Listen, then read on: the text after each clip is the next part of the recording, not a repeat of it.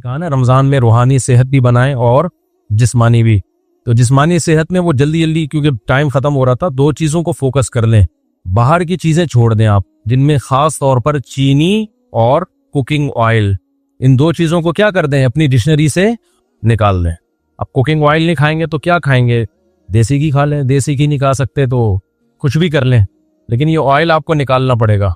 और चीनी भी मार्केट से क्या करनी पड़ेगी, शॉर्ट करनी पड़ेगी।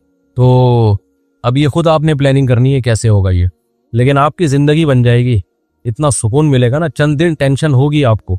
दूसरी बात ये कि रोटी चावल भी कम करें, क्योंकि रोटी में भी बहुत ज्यादा कार्ब होता है, निशास्ता होता है। आजकल की रोटी ये वो रोटी नहीं है जो आपके अब्बा दादा खाया करते थे, ये वो वाली गंदुम नहीं है, इसमें बहुत ज्यादा चेंजिंग हो चुकी है। अब जो बीज गंदुम का है ना, ये वो वाला गंदुम नहीं है। पहले गंदुम की रोटी में कार्ब कम होता था और दीगर चीजें ज्यादा होती थी। अब वो ऐसा बना दिया है कि जैसे फार्मी मुर्गी है ना, 6 महीने में सब कुछ, तो गंदुम भी ऐसा ही है। पहले इतनी बड़ी बड़ी गंदुम हुआ करती थी, उतने बड़े बड़े पौधे, निकलने में टाइम लगता था। अब तो ठक ठक ठक करके गंदुम निकल रहे हैं और इसमें कार्बोहाइड्रेट का रेशो बहुत ज्यादा हो गया है, तो वो भी फैट ही है, यानी मीठा ही है वो, उससे मोटापा आएगा। चावल में भी ऐसे ही है। कम करें, मैं ये नहीं कह रहा खत्म करें, कम करें।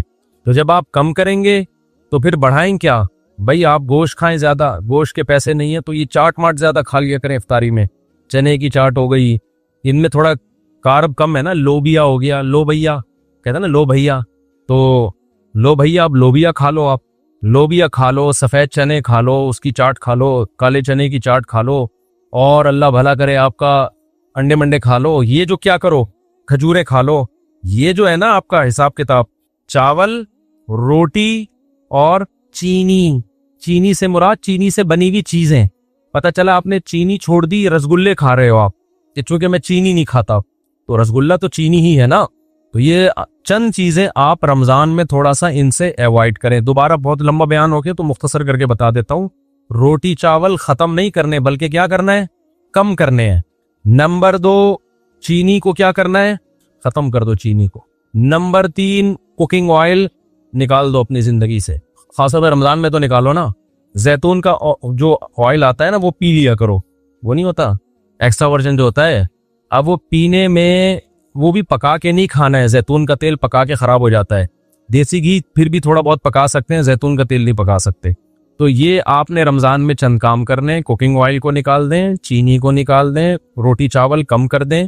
फिर आपने क्या खाना है भाई, गोश्त की मिकदार बढ़ा दें, आप गोश्त मोश खाया करो, फोड़ा फाड़ा करो, देसी घी है वो खा लिया करो, और अल्लाह भला करे अंडे मंडे फोड़ दिया करो, अंडे भी हाफ बॉइल करके फोड़ो, और अल्लाह भला करे दूध मूध पी लिया करो, वो वाला डब्बे वाला नहीं, गाय पाल के वाला। आप क्या कर रहे हैं, ऐसी बातें आप बोलोगे पता नहीं किस जमाने में लेके जा रहे हैं हमें, लेकिन फिर भी बहरहाल डब्बे से बेहतर है दूसरा, उसमें भी चीनी डाल के नहीं है, ऐसा ही।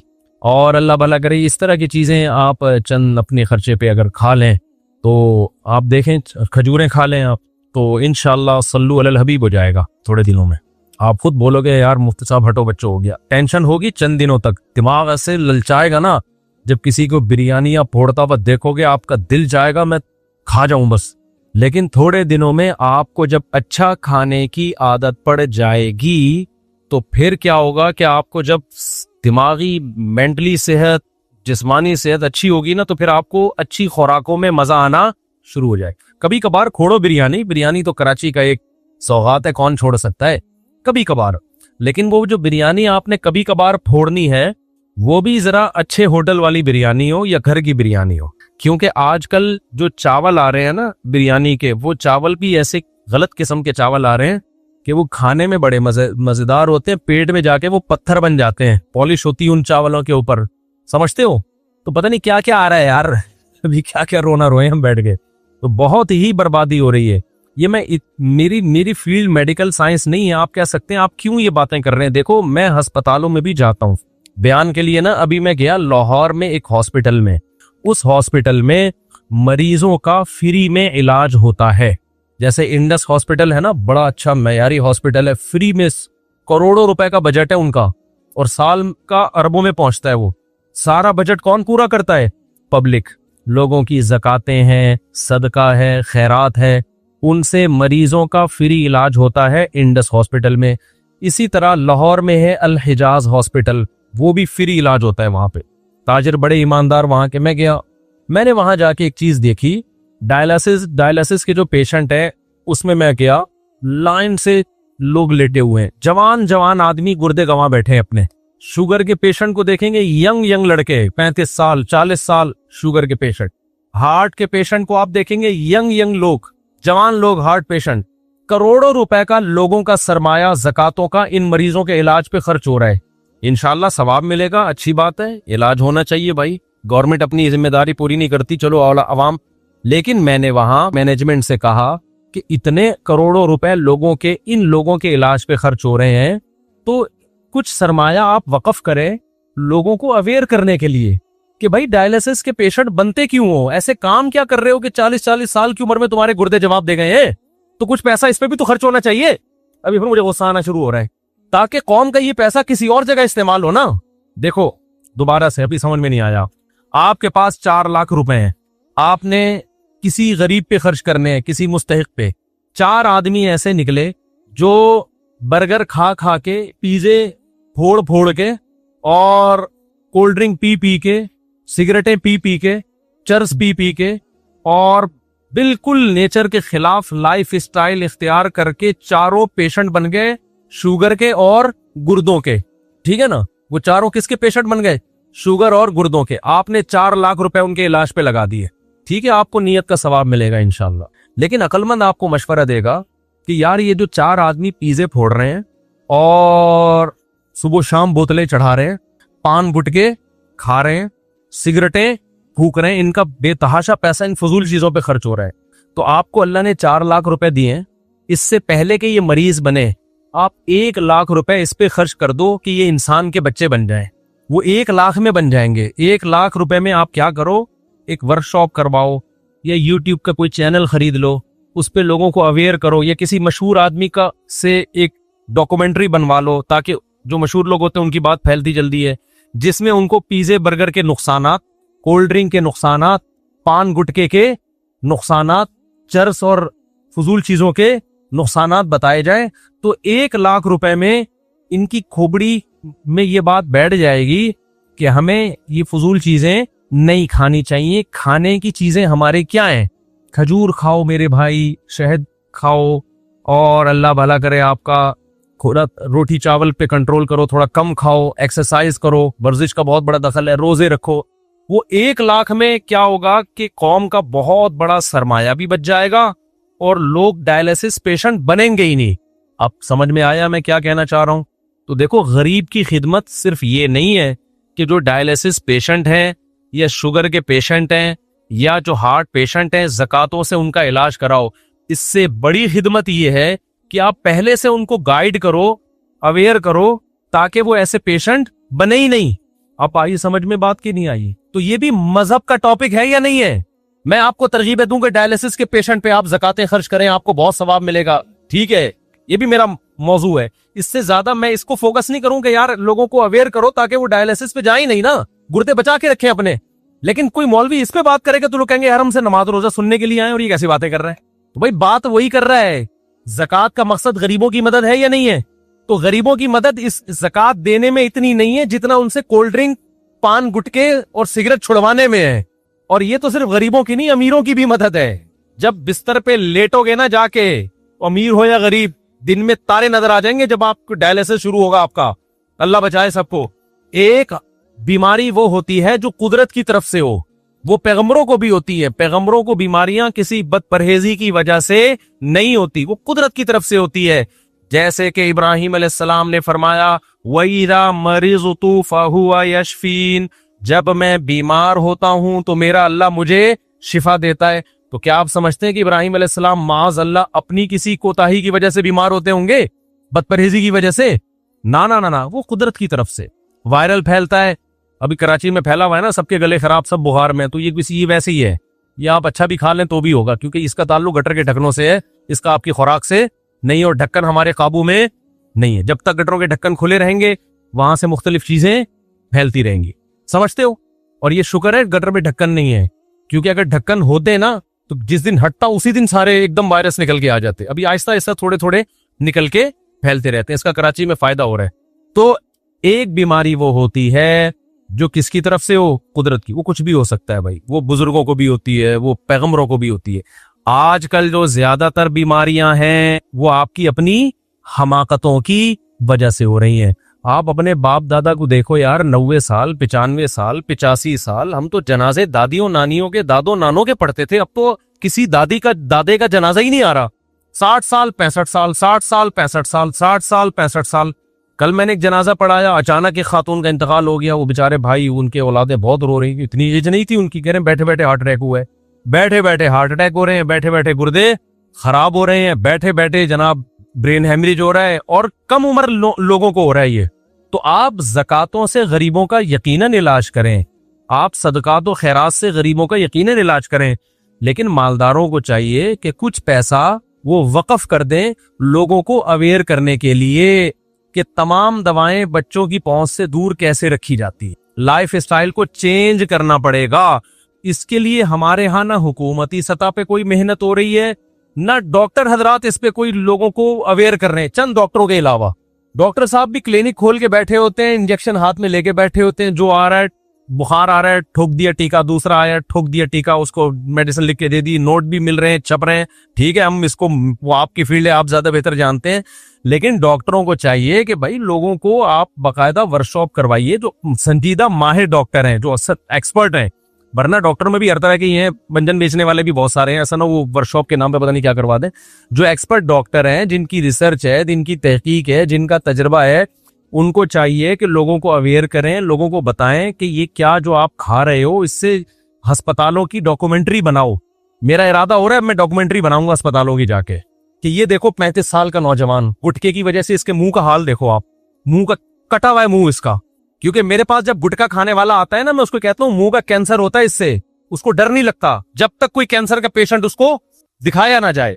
फिर मिठाई का डब्बा ले आया, अच्छा देसी घी दिया, बड़ी नवाजिश आपकी, अल्लाह बहुत जज़ाए खैर दे। देखो मेरे पास देसी घी आता है, फिर भी मैं आप नहीं थे, चले गए। अच्छा, आप बैठा तो सही ना, बैठा तो सही ना, अभी बैठे, फिर मिलते हैं आपसे।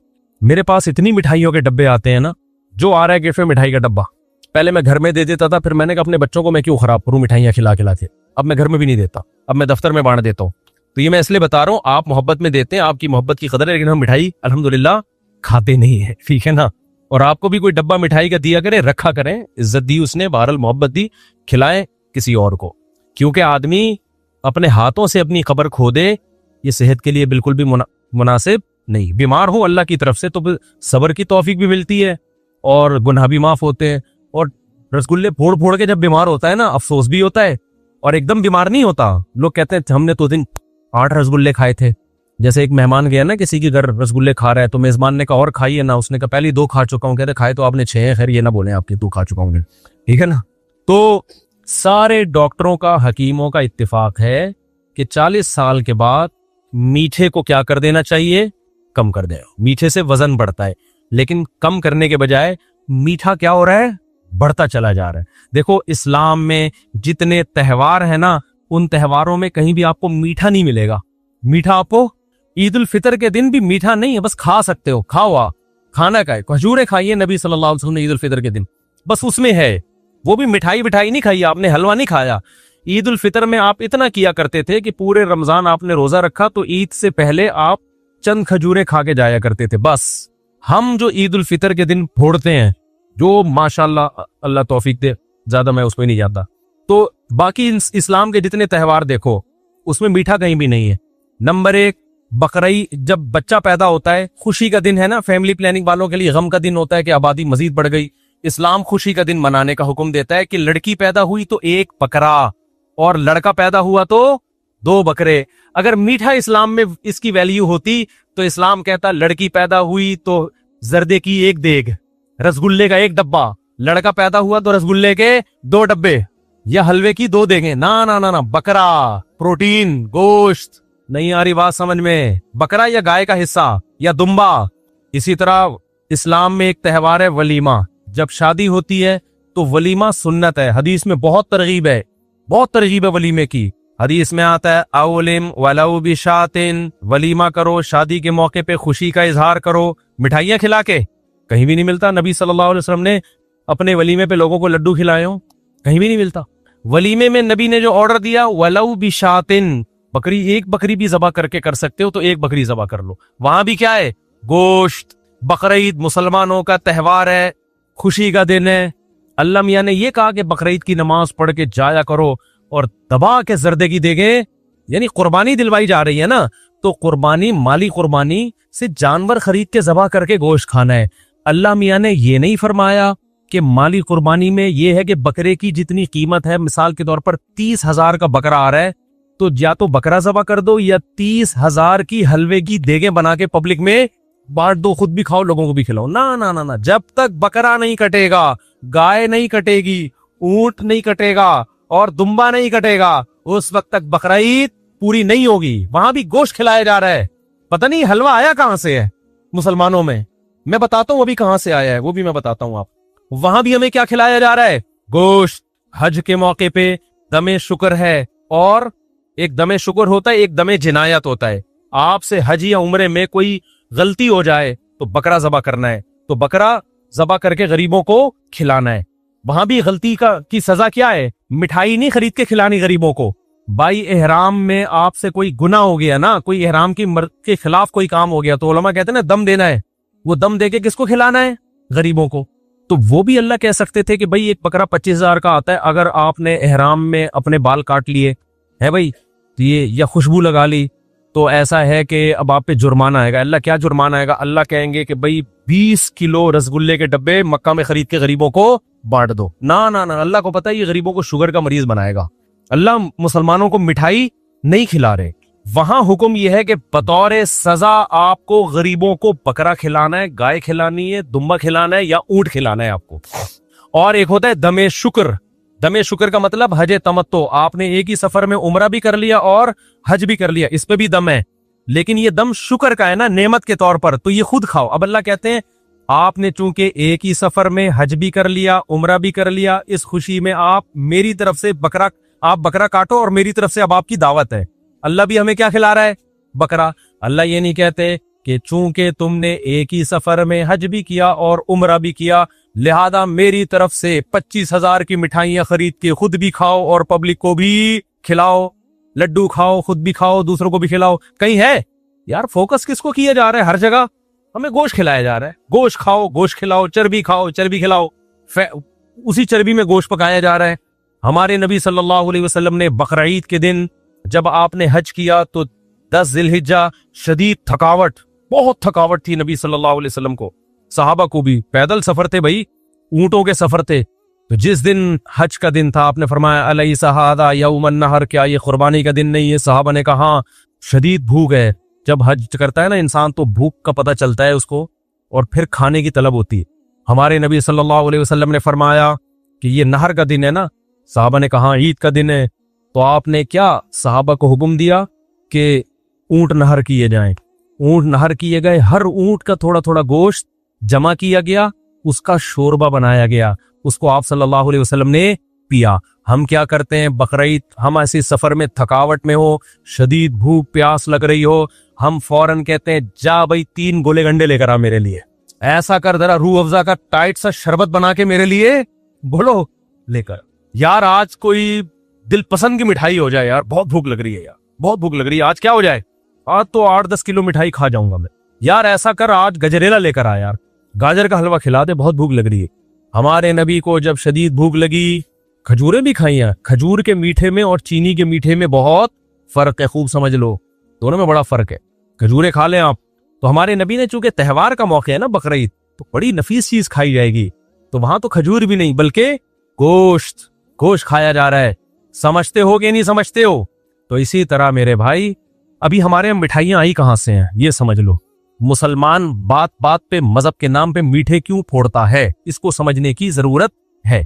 शबे बारात का हलवा हम लोगों ने क्या, ये हमारा अपना बनाया हुआ हलवा है, ये इस्लाम में कोई ये शबे बारात, हाँ नबी को मीठा पसंद था, ये हदीस में आता है। वो तो मीठा तो इंसान की नेचर है ना, उसको पसंद होता है, लेकिन कौन सा मीठा पसंद था? खजूर खाया करते थे आप सल्लल्लाहु अलैहि वसल्लम, ये पसंद था। या बाज दफा उसी खजूर का हलवा बनाया जाता था, उसमें कोई पनीर वगैरह डाल के, वो बिल्कुल एक नेचुरल चीज थी। उसका ये गाजर के हलवों से और ये रसगुल्लों से क्या ताल्लुक है भाई उस मीठे का? और वो भी बहुत थोड़ा खाया है। हमारे नबी की जो सिफत थी पिछली किताबों में, आसमानी किताबों में, गोश्त खाने वाले पैगंबर होंगे, गोश्त खाने वाले, ये अलामत थी।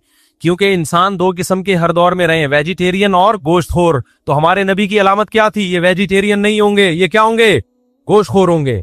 तो अब मैं आपको बताऊं, ये मुसलमानों में लड्डू आए कहां से हैं? रसगुल्ले और लड्डू, बोलो आए कहां से? हर बात, हर होना तो ये चाहिए था, जब भी खुशी का मौका हो, आपका बच्चा पास हो गया, ये बकरा खाइए, आइए ये लेग पीस आपके लिए, मेरे बच्चे के नंबर अच्छे आए, ये होना चाहिए था ना भाई। इस्लाम के मिजाज के हिसाब से ये होना चाहिए था ना भाई। मेरी शादी हो गई है तो ये दुम्बा मेरी तरफ से, आप आ नहीं सकते दावत में, ये दुम्बे की चांपे मैं आपको डब्बे में पैक करके भेज रहा हूं। अब उल्टा हो रहा है जी, आपकी शादी हुई है, ये मुंह मीठा कीजिए रसगुल्ले से। जी मेरा वलीमा है, ये मुंह मीठा कीजिए। मैं इम्तिहान में पास हो गया, 6 लड्डू। ये मेरा बाहर का वीजा लग गया, अमेरिका जा रहा हूं, ये 8 रसगुल्ले। ठीक है ना? तो जाहिर है मेरे भाई, जब आप लड्डू फोड़ते रहेंगे और मजहब के नाम पे फोड़ोगे, क्योंकि मजहब के नाम पे जब फोड़ता है तो इबादत समझ के 6 के बजाय 8 खाएगा फिर वो, क्योंकि वो समझ रहे सुन्नत है ये। तो उससे मेरे भाई होगा क्या कि आप भी लड्डू की तरह बनना शुरू हो जाओ। जो लड्डू खाता है वो बिलाखिर लड्डू जैसा हो जाता है, वो ग्लूकोज से भर जाता है थोड़े दिनों में। जब आप ग्लूकोज से भरते हो तो फौरी नुकसान आपको ये होता है कि आपकी तबीयत में हर वक्त सुस्ती रहती है, इंसुलिन निकलती रहती है, इंसुलिन उसको कंट्रोल करने के लिए, और तबीयत हमेशा आपकी टुन रहती है। जो फ्रेशनेस इबादत के लिए चाहिए, मुख्तलिफ कामों के लिए चाहिए, वो होती नहीं है। तभी तो आप गवर्नमेंट के इदारों में जाओ, जिसको देखो क्या हो रहा होगा? सो रहा होगा। वो थानों में जाओ तो भी बहुत दफा, ये पुलिस वालों से मैं पंगा नहीं लेना चाहता, खैर, तो आप कहीं भी जाओ, जितने भी बड़े इदारों में जाओ, आपको लोग अक्सर सोते हुए नजर आएंगे। घर में आप देखो, बेगम साहिबा 1:45 बजे उठ के नाश्ता कर रही है दोपहर को। सबके घरों में यही हो रहा है, कराची में तो यही है। सो रहे हैं तो उठा ही नहीं जा रहा, क्यों? मीठा खा खा के खुद रसगुल्ला बन चुके हैं। हमारे नबी हमको खिला रहे हैं गोश्त खाओ, ठीक है? गोश्त खाने से नींद नहीं आती, इतनी नींद नहीं आती जितनी ये मीठे फोड़ने से आती है। तो इस्लाम के जितने त्यौहार हैं उसमें हमें गोश्त खिलाया जा रहा है। इस्लाम में नबी सल्लल्लाहु अलैहि वसल्लम की जो अलामत है बयान की, हाँ मैं बता रहा था मीठा आया कहां से, ये समझो। देखो, हिंदू गोश्त नहीं खाते, हिंदू गोश्त नहीं खाते, लिहाजा उनके पास गोश्त का ऑल्टरनेट क्या है? अब उन अल्लाह ने जो लज्जत गोश्त में रखी है ना खानों में, वो किसी और चीज में नहीं रखी है। गोश्त की बिरयानी, गोश्त की निहारी, ये सारे मजे के खाने किसके होते हैं? तो हिंदुओं के जो पंडित लोग थे उन्होंने गोश्त छुड़वा दी अपनी कौम से मजहब के नाम पे। अब उनको खानों में लज्जत पैदा करने के लिए कुछ तो नया लाना था ना। तो अब उनके तभी ये जो हिंदुस्तान में खाने पीने की जो सनअत है ना, इसने बड़ी तरक्की की है। इतनी वैरायटीज खाने की आपको दुनिया में कहीं नहीं मिलेंगी जितनी हिंदुस्तान में है। वजह उसकी कि जब गोश्त नहीं खा रहे तो जिंदगी का मजा क्या हो गया? खराब। लिहाजा उन्होंने दालों की मुख्तलिफ चीजें बनाना शुरू कर दी और चावलों की मुख्तलिफ तरीकों से बनाना शुरू कर दिया। आप तो 20 किस्म की मिठाइयां बनाना शुरू कर दी। ओ, इतनी मिठाइयों की अक़साम आपको मिलेंगी। तो मुसलमानों में जो लड्डू खाने का रिवाज आया बहुत ज्यादा, ये हिंदुओं के साथ रहने की वजह से। वरना मुसलमान बाय नेचर क्या था? गोश्तखोर था। समझता है कि नहीं समझता है? अब गरीब आदमी क्या करे? सवाल पैदा होता है, भाई गरीब आदमी सब्र करे। गरीब आदमी क्या करे? सब्र करे, जो है वो खाए बस। गरीबों जो अल्लाह ने नहीं दिया तो सब्र करे। तो अल्लाह ताला की आदत है, अल्लाह गरीब आदमी को जो है वो बगैर गोश्त के भी प्रोटीन दे सकते हैं। इसमें क्या है? हमने तो बड़े बड़े गरीब देखे माशाल्लाह, हट्टे कट्टे फिटफाट। फिर इस्लाम आपको ये कहता है कि अगर जेब में पैसा है तो कंजूसी मत करो, नहीं है तो अल्लाह पे तवक्कुल करो। क्या करो? अल्लाह पे तवक्कुल। अभी तो बड़ा मसला। अच्छा, गरीब आदमी के पास गुटखा खाने के पैसे कहां से आते हैं? सिगरेट पीने के पैसे गमबख्त के पास कहां से आ रहे हैं? ये कुकिंग ऑयल भी तो फ्री में थोड़ी मिल रहा है। अच्छा, ये आपको बताऊं, ये जो कुकिंग ऑयल आपको मिल रहा है ना सस्ता, और देसी घी महंगा। देसी घी डलता कम है और ये कुकिंग ऑयल डलता ज्यादा है। नतीजा तकरीबन सेम ही है। नतीजा तकरीबन क्या है? सेम ही है। और गरीब आदमी के लिए बकरी पालना ज्यादा आसान है। आप पाल लो, वो तो इधर उधर से खा पी के अपना गुजारा कर लेती है। खैर, अब मैं अमीर गरीब की बात की तरफ नहीं जा रहा। मैं तो कह रहा हूं चलो गरीब आदमी सब्र करे, लेकिन जिसको अल्लाह ने पैसा दिया है वो तो अपने हाथों से अपनी कब्र खुद मत खोदे। वो तो कम से कम थोड़ा सा ख्याल करे। तो जितना ज़कात का पैसा गरीबों के इलाज पे खर्च हो रहा है, सदकात और खैरात का पैसा, तो मैं लोगों से कहता हूं, डॉक्टरों से कहता हूं या ताजरों से कहता हूं कि भाई लोगों को अवेयर करो कि आप जवानी में बीमार हो क्यों रहे हैं। मेडिकल साइंस ये कहती है, मैंने डॉक्टरों से सुना है कि जो हार्ट अटैक होता है ना, ये अचानक हमें लगता है कि अचानक हो गया, होता ये अचानक नहीं है। 15 साल से दिल के साथ गलत हो रहा होता है। आप ऐसी ग़िज़ाएं खा रहे होते हैं 15 साल से जो दिल के लिए नुकसानदेह। 15 साल आपको आपकी बॉडी और दिल मोहलत देता है कि इंसान का बच्चा बन जा।